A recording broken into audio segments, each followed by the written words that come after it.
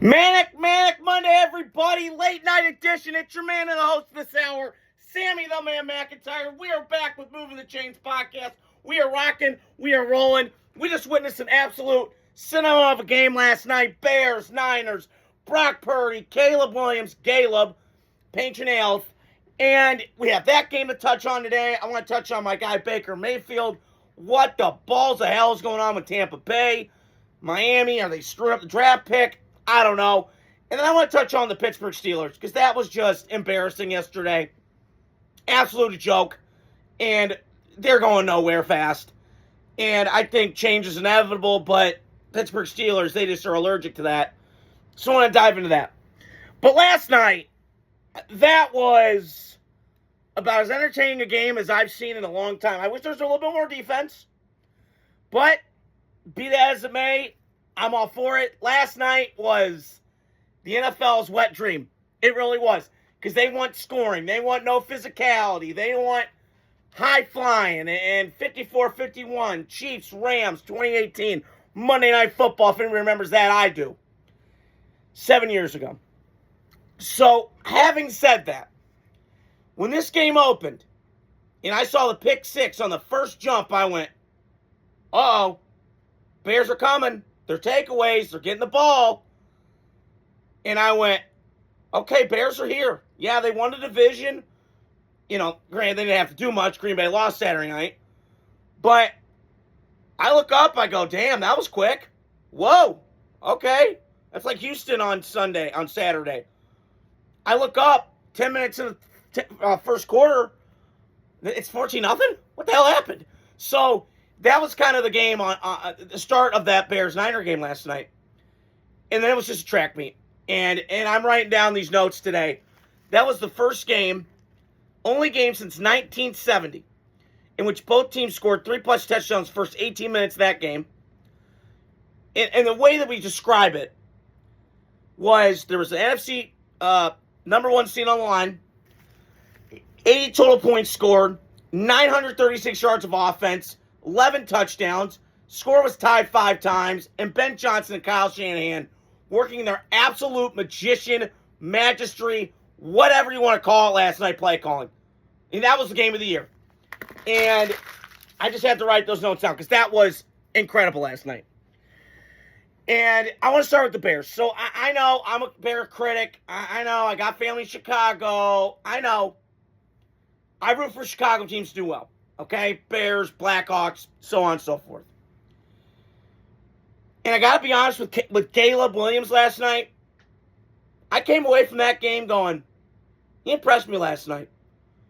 And him and Ben Johnson, that's a marriage that could work. It's a little uneasy at times. Same with Brett Favre, Mike Holmgren. It's going to be weird. And he's gotten better and better and better. Now, got to get complete suspenders up. That is, I still don't know why he's missing the fucking layups. That bothers the hell out of me. And I got to, again, grind my gears. It's a pet peeve of mine. Can we stop zooming in on him with the fucking nails? Jesus, stop. Okay, he digs his nails. He's a weirdo. Got it. But stop zooming in. That besides the point. But last night, to go 20-29, I know Fred Warner wasn't playing. I know Nick Bosa wasn't playing. This ain't your grandpa's Niners with Deion Sanders and Charles Haley and Eric Davis and all those guys in their heyday. But to do that last night, that was incredible. And Caleb deserves a lot of credit. And Ben Johnson, I'll say this right now, Ben Johnson is the biggest acquisition to me. A couple guys come to mind that I've seen. I mean, for the Lions to look that much worse, all by stealing a coordinator, shipping him to Chicago, plopping him in, it's incredible. And the Bears have been so bad for so long, and they've been unwatchable, and some of that's their own fault. The organization, McCaskey, Biden. Okay? But, now, can this last and sustain? I don't know. But I got to be honest, some things really grinded my gears last night. Dennis Allen's game plan. What the hell was that? it was all passive last night. They weren't using exotic blitzes. They weren't doing anything creative. I mean, I feel like I was watching Dennis Allen with the Raiders, like, defense, because it was just patty cake all night. And I look up, and they just didn't, because they couldn't get a stop last night. Now, it was a track meet. Somebody's going to lose that game. Whatever. And I just, now I know what Chicago needs. Chicago in the draft, go get an edge rusher, go get a corner. They're going to be like Dallas. Like, those two teams, to me, very similar. Great offensive production. Defense is kind of make on takeaways. That's their bread and butter. Once they do that, then the snowball effect of this great offense comes. But you're not winning a Super Bowl with this defense. You're just not. Not in this day and age. Now, how far they go in the playoffs, I don't know. They're going to be favored. Obviously, number one seed. They might rest their guys next week. Who knows? That's always kind of a risky thing, depending on the team you have. Resting people or not. But I'm always going to feel like, right now, can the Bears sustain the success for a couple years? If they do that, then I'm impressed. But I've seen this Bears movie, 2018. It's all lining the same way for me, from my eyes.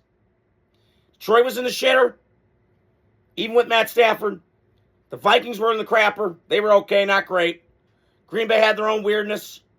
Mike McCarthy getting fired midseason, Aaron Rodgers, all that nonsense. And then the Bears kind of took advantage of it. And they deserve at least all they did. Won a division, had a home playoff game.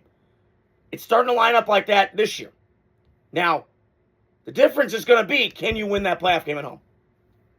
That remains to be seen. Now, can they do it? Yeah, I think they have a chance to do it. But we'll see. Now, I got to see this play out. But I was very impressed with Caleb last night. Caleb, excuse me. I'm going to call him Caleb. And if he can continue that, and they get better draft picks with this defense, then maybe the Bears could be a team, a couple years, get some momentum. But I have a hard time seeing it. I've seen this movie with the Bears, and we got to find out and see what they're made of. Now, got the playoffs coming. We got stuff going on. But yeah, I was very impressed with the Bears last night. That was what Ben Johnson has done in a year it's remarkable. And Liam Cohen, there's a lot of credit with the Jaguars. Touch on that game in a couple days. But I just am very impressed, because it feels like I'm watching the Lions just 5 hours this way. Detroit's here, Chicago's here. Because same team, run game, quarterback with so much horsepower. And not to say Jared Goff's a bum. He was number one pick for a reason. I like him more than most. But, yeah. That was impressive last night. One of those teams is going to lose that game. And it just happened to be the Bears. So, hold your head high in Chicago. Not all is dead. You're making the playoffs. You had 12 wins. But now comes the real truth. Can you win that playoff game and not have a repeat of 2018? I know, Caleb Parkey, Cody Parkey, double doink game. Okay, I know, Bear fans, look away. But if you don't have that, then maybe you win a couple playoff games. Who knows where the journey takes you. But I want to flip over to the Niners. Because the Niners, to me, last night, my word is awe. Is just in utter amazement. Because the Niners to do it this year, and I just gave Ben Johnson his flowers for taking over a 4-12 Bears team that sucked ass and was terrible. That I understand. And Kyle Shanahan deserves credit. Or Ben Johnson does, excuse me. But I'm watching last night with Kyle Shanahan. How is this dude not coach of the year? He's got $100 million in players hurt. Kittle, Trent Williams, Brad Purdy's been out. Ricky Pearsall, he's not paid yet, but he probably will. Jawan Jennings been in and out of the lineup. And yet for them to be the number one seed, potentially if they beat Seattle, we'll see. That's impressive to me. That is a masterclass in coaching. I mean, what they're doing defensively, and it was giving up chunks last night. I get it. Bears got all these players. Offensively, they're just playmaking everywhere. But for them to roll out, and oh, by the way, no Malachi Williams, the rookie from Georgia, who's playing really well. Had that forced fumble against the Rams down at the goal line earlier this year when Brock Purdy was out, Mac Jones filled in. For them to keep balling out like they're doing shows to me the culture of the Niners, which, again, I could be the biggest Kyle Shanahan critic. And I have been. And Brock Purdy played pretty well last night, LOL. And I like Brock Purdy a lot. And I've always said, I've been hard on him, kind of like Coward, like he's always been dependent on the people around him, which most quarterbacks have. But other guys are able to, like, kind of pick it up and say, let's go ride me. Let's go. Like Secretariat. And Brock Purdy last night, for him to do this without Trent Williams and George Kittle, that is impressive. And to do it against that defense that baits you into bad decisions, to not have any last night, that's impressive. And Brock Purdy, if he plays like that, now, how far are they going in the playoffs this year? I don't know. Highly doubt it. Their defense, it's hard to know. But that Brock Purdy can win you a championship. If he plays that way, aggressively, convincingly, attackingly, the way that he's been playing on a heater since he's come back from injury, it's been nothing short of remarkable. And Kyle Shanahan deserves his credit. His dad, if you guys watch the Elway documentary, if you haven't yet, I recommend it. It is fantastic. This scheme makes every quarterback look amazing. They should have a book called Quarterback for Dummies, because that's for real what this guy does. Matt Schaub, Pro Bowler. Matt Ryan, MVP. Jimmy Garoppolo, 38-17. But not this. Not this. And Brock Purdy, the one thing he has that Jimmy Garoppolo doesn't, or Mac Jones, he can move. And his legs are a big, big key to the Niners. Because there were times last night I'm watching that going, uh-oh, not good. And then he runs for first down. So, that game last night was cinema. I was blown away. I mean, my dad texted me tonight and goes, it was an amazing game, came up short. That's all I could say about the Bears. But the Niners, I give more credit because the Niners are doing this with less defensive talent. The Bears got Pro Bowlers. Now, Niners do, but they're up in the box with their wives and kids and, you know, with cast and a leg on the table with their leg up in a boot. I mean, they don't got nobody. It's me, you, and a bunch of randos. So, I was blown away by the Niners last night. I really was. And moving forward, we got to see. Because in the next week or so, we're going to find out who's got the number one seed. Niners or Seattle. Who it runs through. Now, can the Niners play in their own home stadium? Who knows?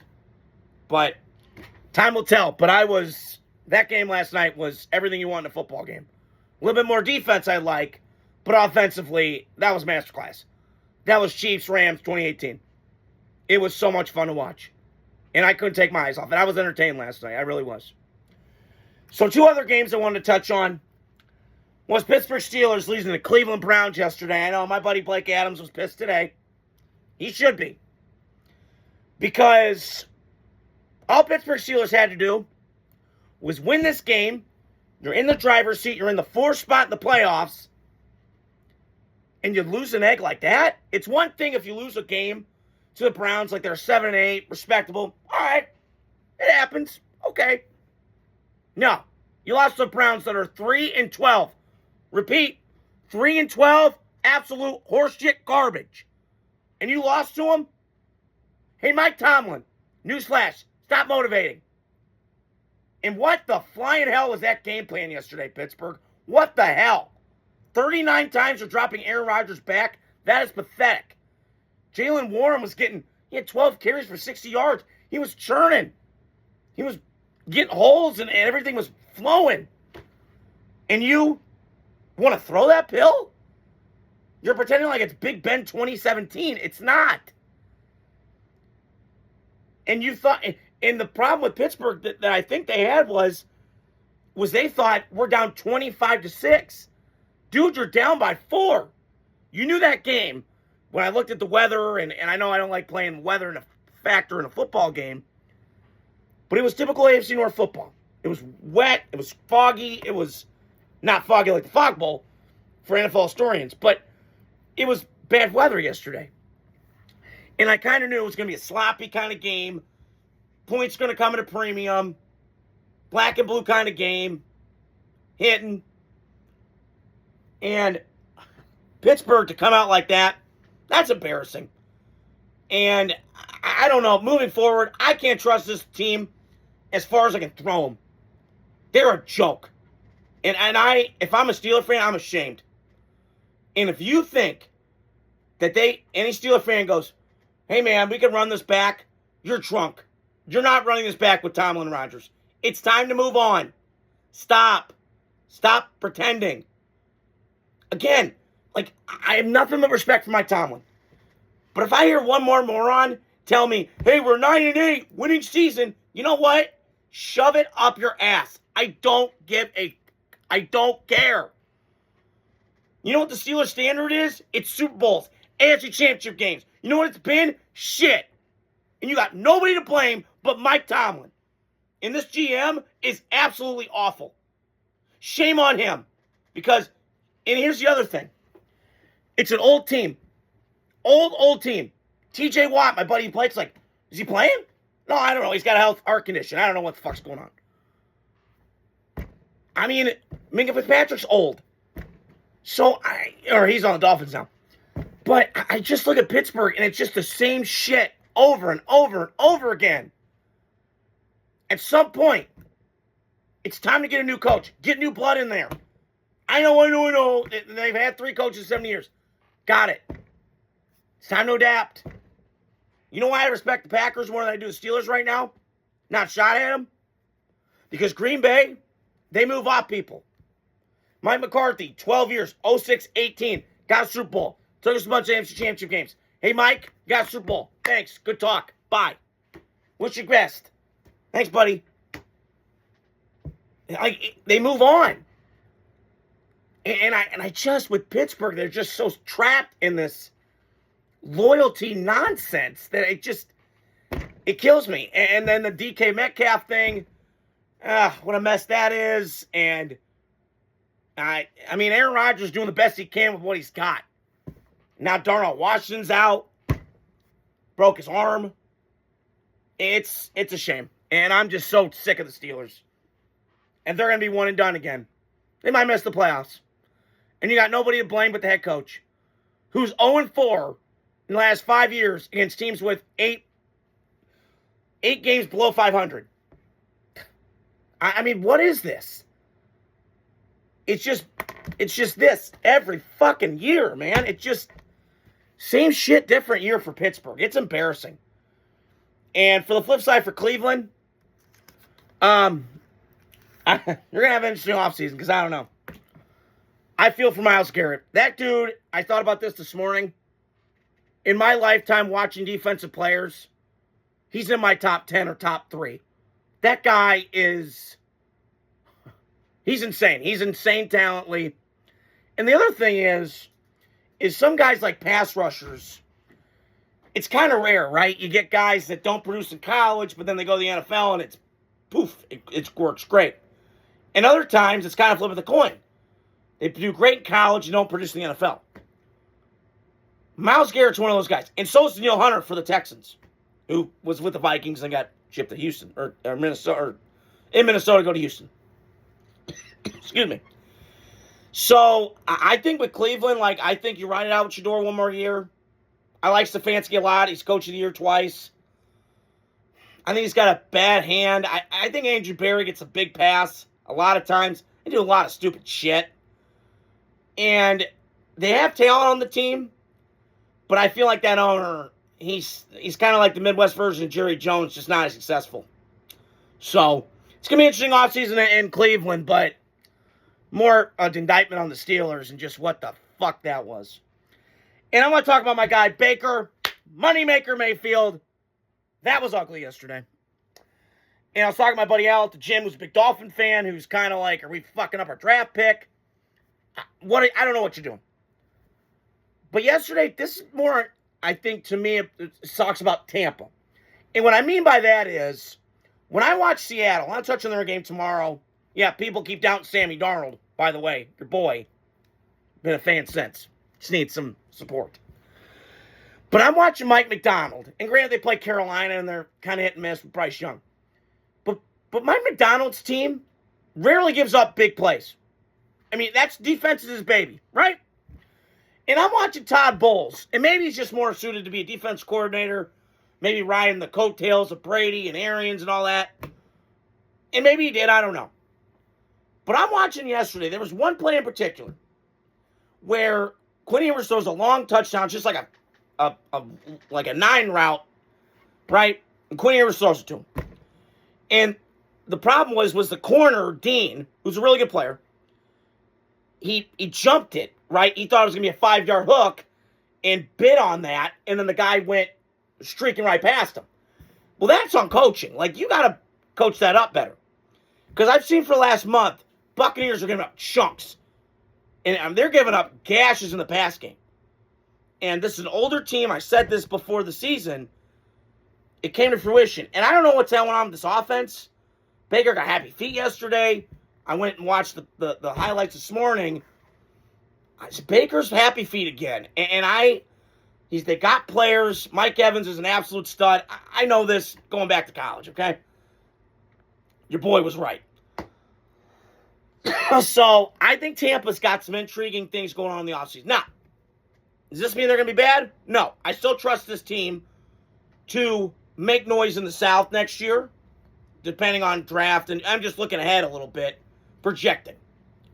So, they're going to be okay in the NFC South. I do believe Tampa's got the talent enough, especially offensively, because they're going to get McMillan back, and they got Bucky Irving be healthy, and Chris Godwin, and they get Kate Ott, and they got dudes on offense that can put up points. But the loss of Liam Cohen really hurt them. And they went proximity, they went close, they didn't go outside the box. And Josh Grizzard, I thought he did a nice job early in the season. Then the manager kind of ran out. And, their offensive line was a little bit banged up. It's going to be an interesting offseason in Tampa. Now, next week, one thing I know is I love Baker Mayfield's the next guy. He's my guy. He's my doppelganger. They ain't winning a playoff game. I mean, if they do, then it's by an act of God. They're not winning one. So it's just a disappointing season for Tampa because starting off so promising and shitty. And Buccaneers have kind of had this in their run. I remember 2008, Gruden, 9-3, fell apart. So I think maybe Todd Bowles lost that locker room. I don't know. I'm not down there. So I think it's going to be intriguing what Tampa Bay does in the offseason. If this job comes available, I do think it's desirable. You're in Florida. Tampa Bay's kind of under the radar. They got good management. The Glazers, Jason Light, GM's done a fantastic job drafting and developing. They have a really good scouting department down there. I remember John Spytek when he got the Raider job. That's one thing that he appreciated with the Buccaneers was their scouting staff was so fantastic. Hopefully he transfers that to the Raiders. I'm pulling for it. But I will say, I really think Tampa is a desirable job because you got Baker, get a good offense coordinator, and you got players on offense to make it work. And defensively, if you get a new head coach, just throwing a hypothetical out, you go let Todd be back on the defense and just let him focus on his baby. So, a lot's going to be interesting down in Tampa. And then Miami, I'm going to flip over to them. Quinn Ewers looked good yesterday. I know Tampa Bay's kind of weird. But I'll say this with Quinn Ewers. He can sling that pill, man. I knew that when he came out of Texas. But I don't know about the Dolphins. I think there's like a stigma with Miami. Like, I think it's the Clive and the glamour and sexy. And, maybe that is. I don't know. But I appreciate Mike McDaniel. I call him Mike McDumbass, McVape, whatever. He's kind of weird. But he's really smart. Maybe the Dolphins are just fucked up as it is, the ownership and all that. But I'm impressed with Miami. Like, to start 1-7 and kind of gut your way out and try and salvage whatever's left of this shitty fucking year. Maybe move on from Tua, let Quinn be the starter. I don't know. Because it's going to be an interesting off-season down in South Beach. But that's all I got for you guys tonight. It was a longer one tonight. I'm recording this. We got the Rams-Falcons game going on. I'll give you guys my predictions tomorrow. New year, baby. 2026. Let's go. We got Fernando Mendoza, my boy. We got college football, NFL this weekend. Fantastic slate. Hope you guys are doing well. Got more content posting out. Adios. Love you guys. Godspeed.